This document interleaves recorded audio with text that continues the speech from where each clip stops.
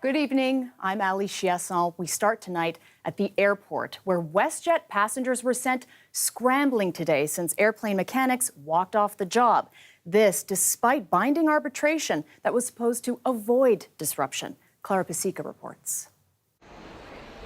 At Pearson Airport today, WestJet passengers lined up looking for resolutions to get out of town quick amid a slew of cancelled and delayed flights. Unfortunately, I came this morning, the flight was cancelled. I've been here from about 6 o'clock and I'm waiting for a standby flight, but they don't seem to get an answer. This morning, actually 4 a.m., we got our first message that our flight was changed, but wasn't really clear what the change was. Once we got to the airport in Orlando, we found out that our connecting flight was canceled.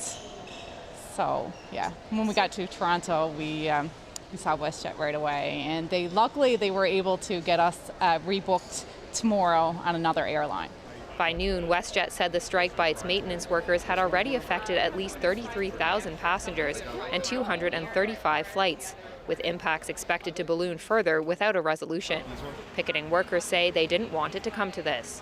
We are here 24/7, rain, snow, sleet, hail. We're always out there fixing the aircraft, maintaining them to the standards with which they were built to, and certifying them to fly. And we want to continue doing that, but we also want to continue doing that for a fair wage. We are in a safety crisis right now and a shortage of aircraft maintenance engineers. This aircraft maintenance professor and retired WestJet maintenance engineer came to show her support. She says the industry is already short on workers and it's unsustainable.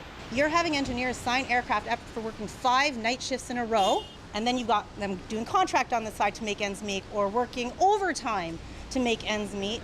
The Canadian Industrial Relations Board has referred the dispute to binding arbitration. This makes a strike totally absurd because the reason why you actually do a strike is because you need to, or you may need to exercise pressure on the bargaining table. If there is no bargaining table, it makes no sense, which basically means that there shouldn't be a strike. The Labour Minister says he's meeting with WestJet and the union today to discuss the issues and chart a path forward. Clara Pasica, CBC News, Mississauga. So what options do these passengers have? Their travel plans and vacations are ruined. So now what? For that, we spoke with Gabor Lukic. He is a passenger rights advocate. I'm not surprised whatsoever. Employees in every industry other than emergency services have the right to strike. And in this case, WestJet employees are exercising that legal right. It is unfortunate WestJet has been mishandling its labor relations so badly that it came to this point.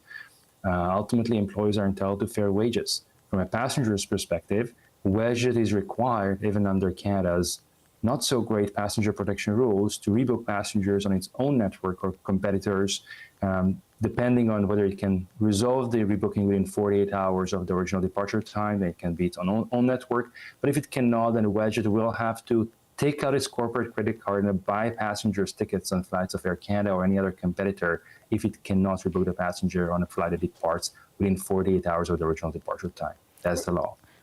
Money back is always an option. If you didn't get a flight you paid for, the airline has to give back your money. That's a no-brainer. The bigger question is how you can find alternate flights, because WestJet has a history of non-compliance with its legal obligations to rebook passengers and competitors. That's an ongoing problem.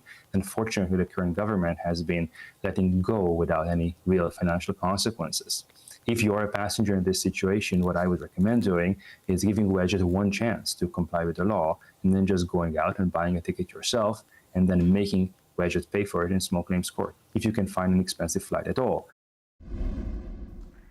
There is a lot going on this weekend. Pride Month is wrapping up today with the Dyke March, tomorrow with the Pride Parade, and then you've got Canada Day just around the corner. The city is busy and it is buzzing. Let's check in with CBC's Vanessa Ballantyne, who is live for us in the Village. Vanessa, it is a big weekend, isn't it? Yeah, it is. Ali, thousands of people are in downtown Toronto to mark Pride festivities alone. As you can see around me, the fun is far from over. People are milling in and out, looking for booths to engage in related to Pride. I spoke to people to figure out how they're marking the long weekend and what Pride means for them. I feel nice. I feel good. I feel excited. But I'm so happy to see everyone here who has been here for years, decades, days, hours. it's the best time in the world. I've been coming to this march and the Trans March for years now, so it feels really special, like, to be here with Lily and to, like, know that, even though we've been here once before, like, to know that her status is stable now, so to be able to celebrate, like, our identity freely. Saturday marks day 2 of Pride Long Weekend festivities. People of all stripes came down to browse booths, engage with their community, and participate in the Dyke March. It's something Councillor Chris Moy says is not just fun, but important, especially at a time of rising tension and intolerance throughout the region and country. Toronto is an open city. We welcome people. We're an inclusive city. The theme for this year's Pride is be. Be yourself, be proud, just be whatever you want to be. And that's what we're promoting here. Pride Month wraps up tomorrow with the annual Pride Parade. And for anyone looking to keep the party going, there's plenty of other events to check out this long weekend. From a free Toronto Orchestra Symphony concert at the Harbourfront Centre on Sunday to the Rhythms of Canada Summer Festival at Aga Khan Museum, the weekend is packed full of free activities. After celebrating Pride, Mayor Olivia Chow says she'll be all over the city on Canada Day. So I'm starting the day at the East York Parade, then North York at Mount Osmond Square, and then Scarborough, and then at Amesbury Park, and then to Archbishop's Bay. And just try to squeeze in the Tropical Rib Fest while I'm at it.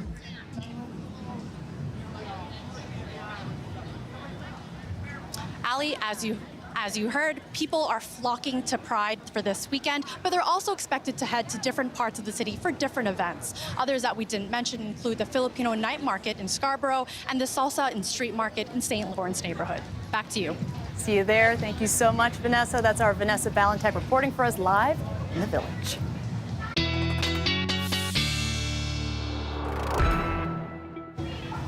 We go to weather now. It was pretty drizzly today. Let's go to Sophia Kambalia. What do we have in store for the rest of the weekend? Hopefully it's a little drier. Fear not, things clear up quite nicely, Ali. Thank you for that. We had more than just a little bit of drizzle this morning. All of that rain came in throughout your morning hours. Now we are seeing some clearing, even some breaks of sunshine. This sounds great, right? But there's enough thunderstorm energy in place with that clearing and those breaks of sunshine to get some of these storms bubbling up. We had some big, beefy storms come through the Sioux and the Timmins area. In fact, we are watching some severe thunderstorm warnings for some of you in parts of northern Ontario. Let's talk about the south. Severe thunderstorm watch in place. What does this mean? If you're checking your app or you're watching this forecast right now, it means that the conditions are favorable for severe weather to occur. It does not mean that you will have a severe thunderstorm come through your neck of the woods. If you do, though, these could be some pretty slow-moving, moisture-laden systems. This has a lot of people on edge that are looking up sky high, hosting their Canada Day Saturday barbecues right now. We had some real severe thunderstorm energy stateside as well. And there's enough of a lake breeze between the Erie and the Huron shores to maybe get some of these storms to bubble up in the next couple of hours. If we don't get some of those storms, the next chance for active weather will be into the pre-dawn hours. And then actually Sunday is looking fairly good. I'm knocking on wood for you because there was some pretty ominous rainy icons in the forecast for your long weekend Sunday. But that long weekend rainy weather looks to be heading further to the south. All of this should come in the next 12 hours or so if you do get some passing storms or showers. And then Sunday clearing nicely even through the cottage country area. It'll be a fairly decent day, but much cooler for your Sunday than today. Dreary as well. Temperatures more May-like for Sunday, but clearing for the Pride Parade, which is great. Plenty of sunshine, but again, you might want to pack a sweater for any evening festivities. We'll talk about humidity creeping back up in the long range, Ali. Thank you. You're welcome. Canada's oldest cinema has been saved for now. The Review Cinema was served eviction papers, I should say, last week, but they have since been granted an injunction that puts that on hold. The cinema has operated throughout pandemics, it survived the Spanish flu. You know, this place has been open playing films since 1911, a decade before Charlie Chaplin, 15 years before sound came to movies. Pretty much every single moment in cinema history has been represented at the Review Cinema. Now, to their surprise, the landlord of the historic theatre told the board they would not be extending their lease, making tomorrow their last day. But movie fans rallied in support, and it appears their advocacy worked. The Ontario Superior Court of Justice granted the injunction on Friday, allowing the Review Cinema to stay open until a hearing is held. To Ottawa now, where a man is dead after a shooting in the city's East End. Gunfire rang out around 10 o'clock at night. Police say the victim was found outside of a community centre on Russell Road. He's now been identified as 19-year-old Yusuf Salaman. The homicide unit is investigating. No suspects are in custody. Anyone with information is being asked to contact police. To the Gaza conflict now. Hamas said today there has been no progress in ceasefire talks, and it criticized the U.S. for what it called pressure to accept Israel's conditions. Military action continued. In Gaza City today, residents reported Israeli fire hitting a market area. Israel says Hamas had turned it into a militant compound, and today announced 2 soldiers have been killed. And in Rafah, Israel extended operations in several districts. Palestinians say it forced more families to flee north and to the coast. Iran's presidential election results saw no candidate securing 50% support, which sends the election into a runoff. Masoud Pezeshkian garnered the most votes. He's a moderate, backing women's rights, social freedoms, and has a less strident foreign policy. He's up against Sayed Jalili. He is a protege of Ayatollah Khamenei. Khamenei maintains full authority, but presidents do have influence, and the regime hopes voter turnout exceeds the first round's 40%. The runoff is Friday. Now, Ukraine is celebrating the release of several of its citizens from a Russian prison. It was part of an exchange completed yesterday, and today we heard from the freed prisoners. CBC's Dominic Velitis reports. The return of these 10 civilians was actually part of a prisoner of war exchange which was conducted earlier this week, under which each side handed back 90 detainees. The 10 people in question, though, had been held in captivity for several years, either in Russia itself or in Belarus, and they are a diverse group. They come from very, very different backgrounds. Among them was a man called Nariman Jalala, a prominent Crimean Tatar leader sentenced to 17 years in jail for what was widely seen as his vocal opposition to Russian occupation. But also freed were 2 Catholic priests, members of the Ukrainian Greek Catholic Church, arrested by Russian forces in the occupied port of Berdyansk. Arrests, church officials say, that were based on a false accusation of illegal weapons possession.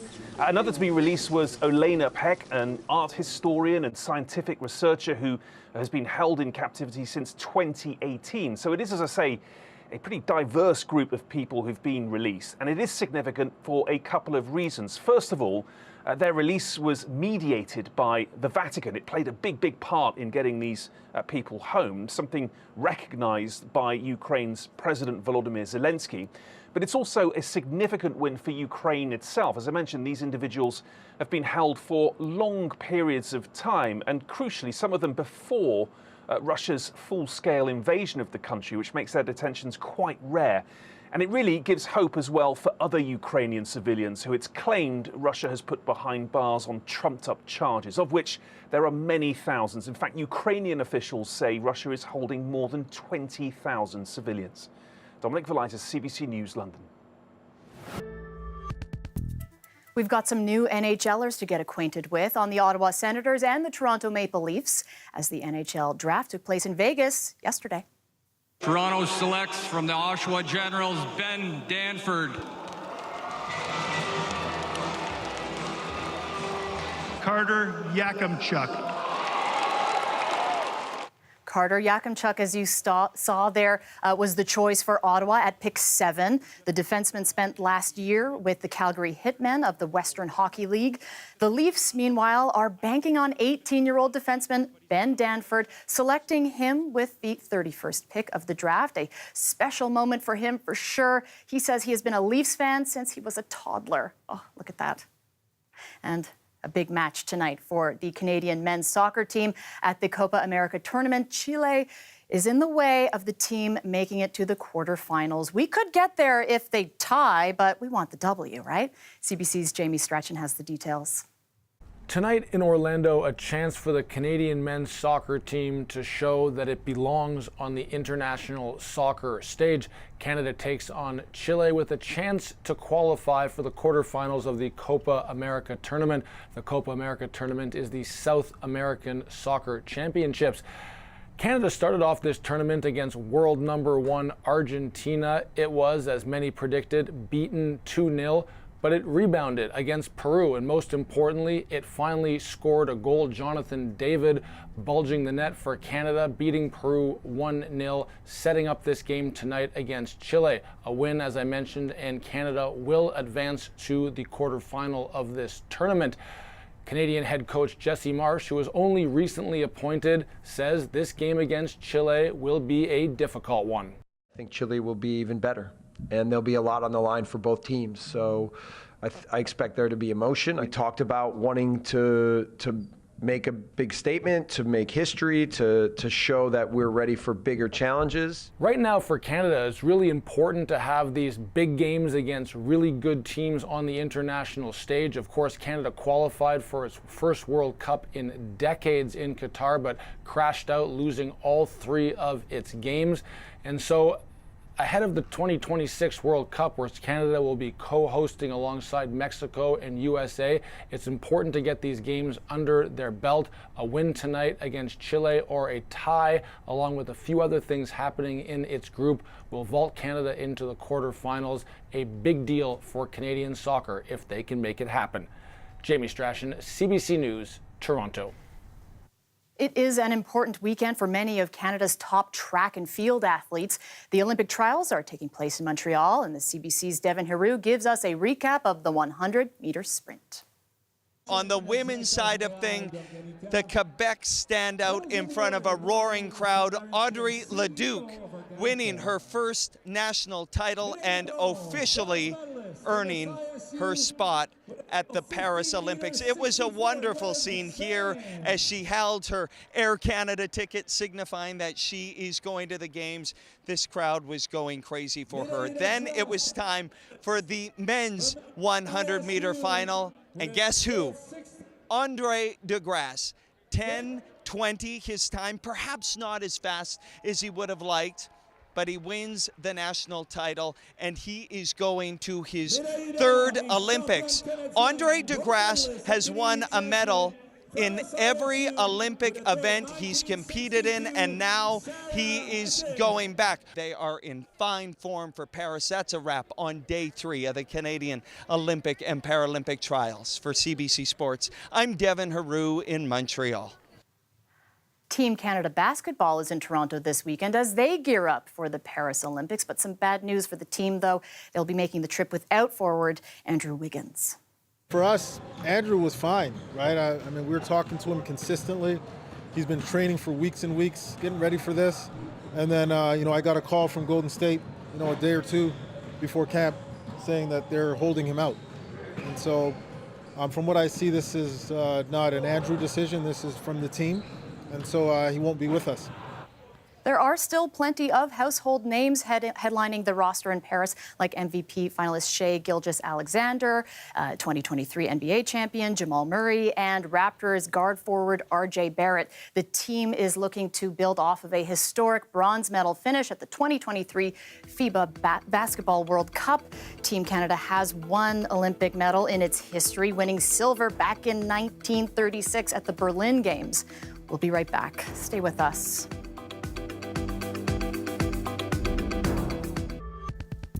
The Filipino Heritage Hoop Fest kicked off its first ever basketball tournament in Canada. It highlights Filipino culture and leaders within the community, and of course, some rising basketball stars. Have a look.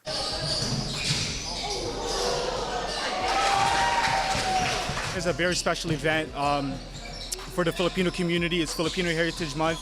And there's 2 things that Filipino community love besides their family, and that's food and basketball, and that's what we're bringing here today. Basketball is everything to me. Growing up, we have always played basketball. It brought the community together from such a young age, and this is what truly brings our community together. The love of basketball, the friendships that you make and the connections that you make over time. Filipinos like us, we could like show out our skill, and I think it's going to be a very fun tournament for our team. The future generation of ballers to come out the city. Tonight we might see a future NBA baller. So keep your eyes peeled out for the future talents that we have in our city. Sophia is back with what to expect for our shortened work week, or I should say shortened work week for some of us. Sophia, what are we in for? It'll be pretty pleasant, actually. It'll be a great week to be up at the cottage or poolside or dockside. Sunday, though, clear conditions, luckily, for any of your festivities for the Sunday of the long weekend. Temperatures are about 6 to 10 degrees below normal, though. Clearing, though. We had originally suspected a bunch of rain through the area. I suspect much of this precipitation will be light if it comes down, or it'll push further to stateside. We have this northwest flow coming in. It'll make us cooler for Sunday. It'll also keep us drier and alleviate any of that risk for rain. If you do have a shower, it will be light in nature for Sunday. Monday, clearing even more so with that wind, northwest, 40 kilometers an hour, rather, clearing us out and cooling us down. We're still a couple degrees below seasonal, but brilliant sunshine for Canada Day and clear overnight conditions for any of the fireworks. Winds will be lighter as well Monday overnight for the big show in the skies. We've had quite the show in the skies thanks to Mother Nature this month alone, so there shouldn't be any fire bans, but check your local municipality. We blew our June average when it comes to rainfall totals, but we are fairly dry and in the clear this upcoming work week. Only blip in the radar. This system coming in from the west, it will also open the floodgates for all the humidity to end off this upcoming work week. We are not getting in to the kind of oppressive humidity we had 2 weeks ago, but there is a lot of heat stateside, and we suspect some of that will come in, and some of you, again, will feel like the low 40s, but for a shorter time frame this time. Again, humidity to end the work week, clearing, cool, and below seasonal, but a pleasant end to the Canada Day weekend after what started off quite rainy for many, Allie. Good to hear. Thank you so much, Sophia. You're welcome. I mean, that's our show for you tonight. Thank you so much for watching. But before we go, we want to bring you back to the Village in Toronto. The big Pride Parade kicks off tomorrow from Church and Bloor at 2 p.m., heading south on Yonge, westbound on Dundas, and ending at Nathan Phillips Square.